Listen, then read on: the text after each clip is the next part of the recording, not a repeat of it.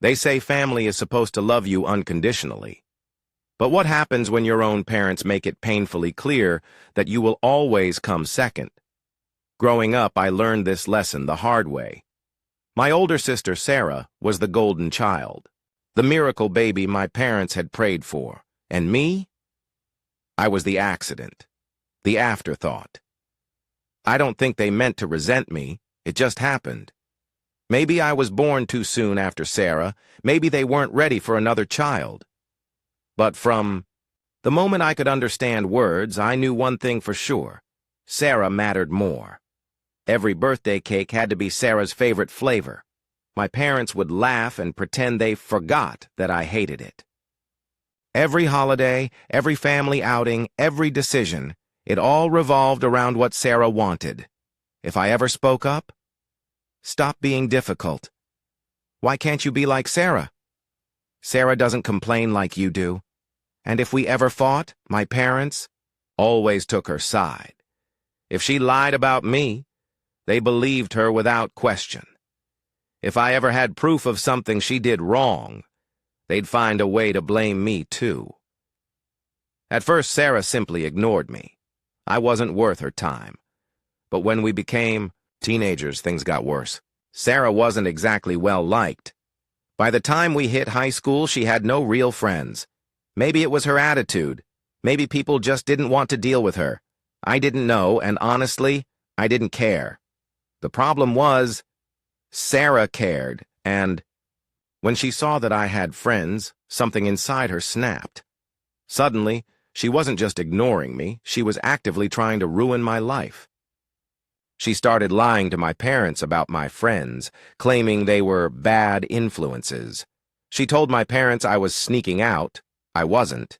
She accused my friends of stealing whenever they came over, until eventually, no one wanted to visit my house. Bit by bit, Sarah tried to isolate me. And my parents, they let her.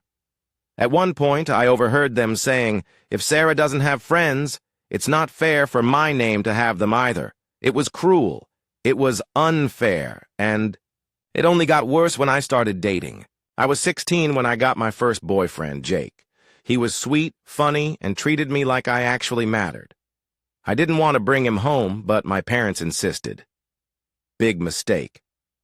The first time he visited, we got separated for a few minutes. When he found me again, he was furious. "Your sister just tried to flirt with me," he said. "She told me I should date her instead because she's so much better than you." I believed him immediately, because, as cruel as this sounds, I knew Sarah wasn't exactly a catch. Our parents were overweight and showed love through food. Sarah, who was spoiled and indulged, never had to work for anything. Her idea of flirting was demanding attention because she had never learned to earn it. But here's the worst part. When Sarah realized Jake wasn't interested, she ran to my parents and claimed he tried to hit on her, and guess what? They believed her. They forced me to break up with him. They told me I had terrible judgment in men and banned me from dating. And this didn't just happen once. It happened again and again. Every single time I found someone, Sarah tried to steal them. When that failed, she'd lie and say they had hit on her, and my parents always believed her. That was when I knew I would never win. So I stopped trying. Instead, I started planning my escape. My one ticket out? College. Sarah had barely scraped by in school. She got into a mediocre college with no scholarships, and my parents paid for everything. Me? My parents didn't even bother asking about my grades. They had already decided, "We don't have money for your education. It's better if you just get a job after high school. Once Sarah finishes college, we'll see if we can help you later." I didn't argue. I just said, "Okay." And that terrified my mom. She expected me to fight. She expected me to beg. She wanted me to throw a tantrum so she could justify treating me like garbage. But I didn't, because I had never expected them to help me in the first place. While they were too busy spoiling Sarah, I had been studying in secret. And guess what? I got a full scholarship. I didn't tell my parents right away. Instead, I posted my acceptance letter on social media first. That way, when my parents saw it, they had no choice but to pretend to be proud. At first, they acted like they were happy.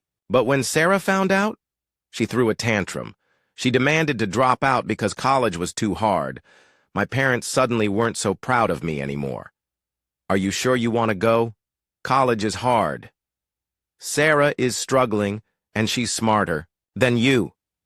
What if you fail? I ignored them. And for the first time in my life, they couldn't stop me. I met my future husband, Mark, in college. Mark was the exact opposite of me. He wasn't afraid of confrontation. He didn't let people push him around.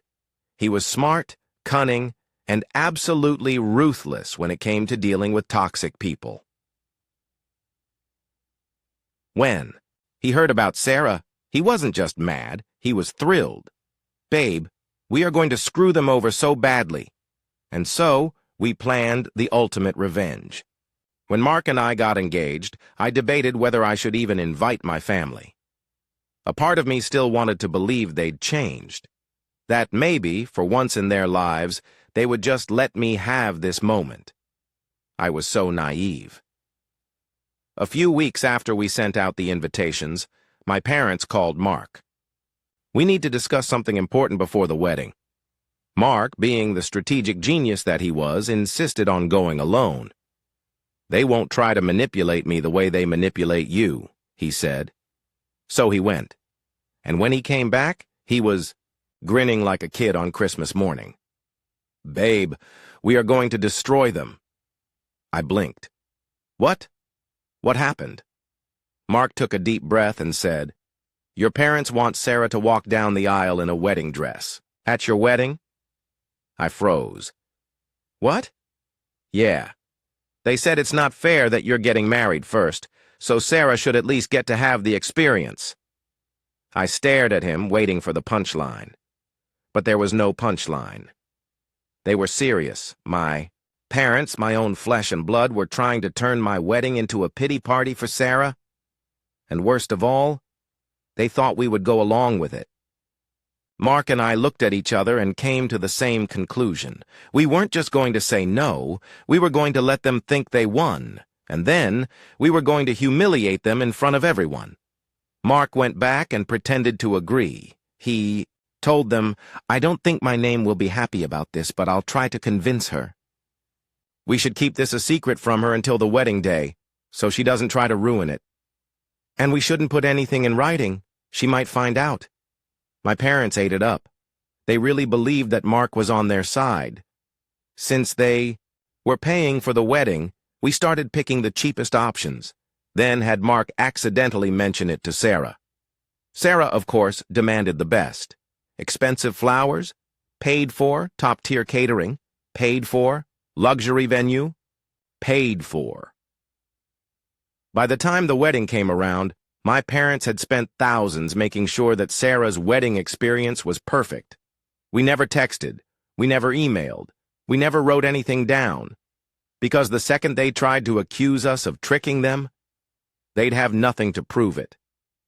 The plan was that Sarah would arrive exactly when I was supposed to walk down the aisle. By the time I realized what was happening, they thought it would be too late to stop her. What actually happened? She arrived in a full wedding gown. She was immediately stopped at the door. Sorry, said our security guard. There's already a bride here. Sarah blinked. I'm the bride, too. The guard didn't even flinch. No, you're not. Sarah's face turned red. Let me in. Security shook his head. You're not on the guest list. Meanwhile, inside the venue, I was waiting to walk down the aisle. Then I saw my dad's phone light up. The caller ID. Sarah. He looked at me. He looked at the door. And then he abandoned me in front of everyone. The guests started whispering. One of my bridesmaids, who was in on the plan, spoke loudly, so everyone could hear. What just happened? I swallowed, letting tears well up in my eyes, part real, part acting, and said, He said, It wasn't supposed to be me. Gasps filled the room. What do you mean? Another friend called out. I don't know. He just ran. Off. The rumors started spreading like wildfire. People left their seats to see what was happening outside, and what did they see? Sarah screaming, crying, and throwing a tantrum in her wedding dress on the ground. My dad arguing with security. My mom crying and trying to convince people that this wasn't a big deal. And then Mark came outside. With his best confused but innocent expression, he said, "What's going on? Why is Sarah in a wedding dress?" The moment my parents tried to claim he was in on it, Mark laughed and said, "Oh, wow, how convenient that—" There's no proof of that. The guests turned on them immediately. Wait, were you really trying to replace my name at her own wedding? You seriously thought this was okay? This is sick. Sarah was dragged away, sobbing hysterically, and... Me? I walked down the aisle with Mark's father, got married, and had the best night of my life. Sarah, of course, lost her mind. She sent me dozens of texts, blaming me for ruining her special day. She even accused Mark of cheating on me with her, which Mark found so hilarious that he screenshot it, printed it, and framed it. When my parents tried to play the victims, Mark exposed them to our entire extended family.